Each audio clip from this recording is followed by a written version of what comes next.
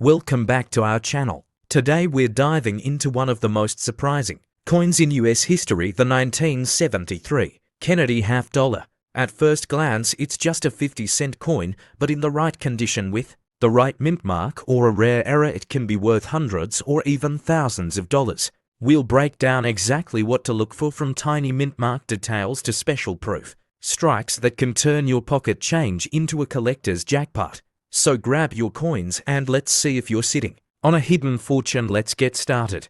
The 1973 half-dollar coin still carried the iconic Kennedy portrait, introduced in 1964 as a tribute to President John F. Kennedy after his tragic assassination. The design was created by chief engraver Gilroy Roberts for the obverse and Frank Gasparo for the reverse, showcasing the presidential seal. By 1973, circulation demand for half dollars was low. Most Americans preferred quarters or smaller denominations, so many half dollars never even made it into everyday cash registers. This scarcity in circulation meant that certain 1973 coins, especially those from special mint runs, remained in pristine condition, often tucked away in collector sets. As we'll discuss later, some 40% silver versions were made only for collectors and were never intended for general circulation. When we say we're talking about coins produced in limited quantities, often referencing the 40% silver composition used for certain special strikes, especially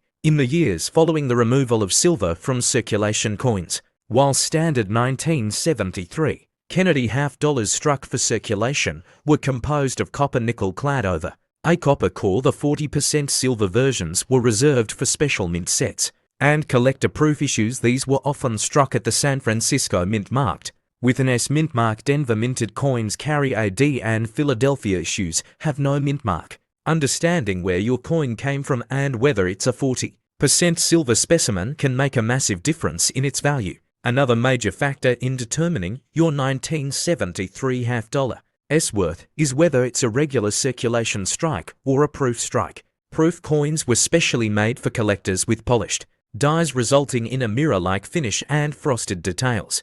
They were not intended for everyday transactions, but rather for display and preservation. The 40% silver proof coins from 1973 are among the most sought after by collectors because of their beauty, limited production, and silver content.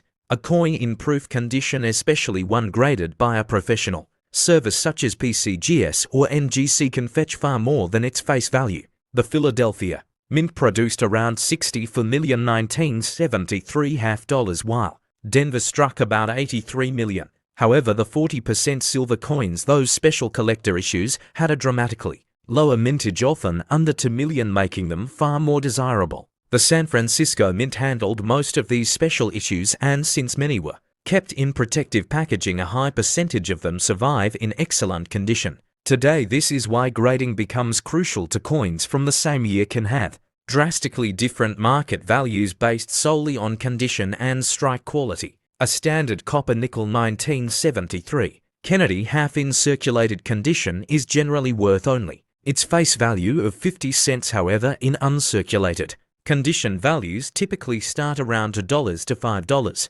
Proof coins and 40% silver versions, on the other hand, can range anywhere from $5 to $20 for common grades, with high-grade certified examples selling for $50, $100, or even more at auction. Error coins, such as off-center strikes, doubled dies, or wrong planchet errors, can dramatically exceed these ranges, sometimes reaching several $100s. For collectors looking to identify a 40% silver 1973 half dollar, weight and sound can be clues.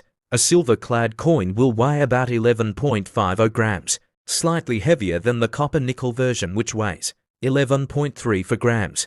The edge of the coin is also a giveaway. A silver-clad coin will have a more solid, uniform silver-colored edge, whereas copper nickel coins reveal a distinct copper stripe in the middle. If you have doubts, a jeweler or coin dealer can perform a specific gravity test to confirm the metal content. Remember, if it's a San Francisco proof coin from 1973, there's a strong chance it could be one of these valuable 40% silver issues. If you own a 1973 half dollar, especially a 40% silver mint specimen, proper handling is crucial to maintaining its value. Always hold the coin by the edges, avoid touching the Surface and store it in a protective holder or capsule. Exposure to air moisture and skin oils can cause tarnishing, and wear lowering the coin's grade and market worth. For proof, coin scratches and fingerprints can be devastating to value, so preservation should be a top priority. Even a small nick can mean the difference between a $10 coin and a $100 coin when dealing with high-grade specimens. The 1973 half dollar, while not the rarest coin in US history, holds a special place in numismatics for its transitional nature, coming nearly a decade after the Kennedy design debuted and during an era when the US Mint was experimenting with silver content for collectors. For investors, silver-clad issues offer both collectible appeal and intrinsic metal value. Over time, as more people realize these coins are worth more than face value, the supply of untouched high-grade specimens will shrink, potentially driving prices up. If you enjoyed this deep dive into the 1973 United States half dollar and the fascinating world of collector coins, make sure you hit that like button, subscribe to the channel, and turn on notifications so you don't miss our future coin videos. Every week we bring you tips, history, and insider knowledge that can turn pocket change into treasures. Drop a comment below if you've ever found a 1973 half dollar in your change or inherited one from a family member. We'd love to hear your stories, and remember, in the world of coin collecting, knowledge is just as valuable as the coins themselves.